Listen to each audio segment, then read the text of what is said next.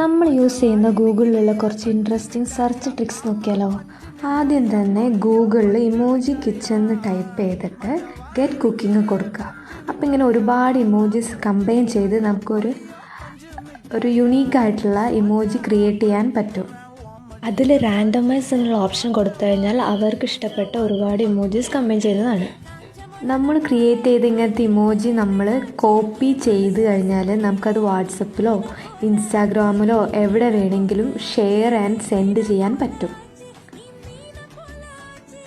അടുത്ത് നമ്മൾ ഒരു ഡോഗ് എന്നോ ഏതെങ്കിലും ഒരു അനിമലിൻ്റെ പേര് കൊടുത്ത് 3D എന്നുള്ള ഓപ്ഷൻ ക്ലിക്ക് ചെയ്ത് കഴിഞ്ഞാൽ ആ അനിമലിനെ നമുക്ക് 3D ഫോമിൽ കാണാൻ പറ്റുന്നതാണ്.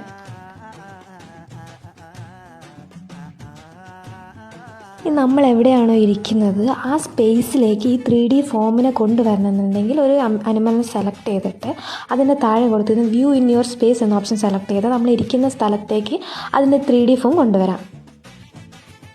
അടുത്തത് കത്തേമാരി എന്ന് സെർച്ച് ചെയ്തിട്ട് ബോളിൻ്റെ ഓപ്ഷൻ എടുത്തിട്ട് സ്ക്രീനിലിട്ട് ഡ്രാഗ് ചെയ്ത് കഴിഞ്ഞാൽ ആ സ്ക്രീനിലുള്ള എല്ലാം ബോളിൽ ഒട്ടിപ്പിടിക്കുന്നതാണ്.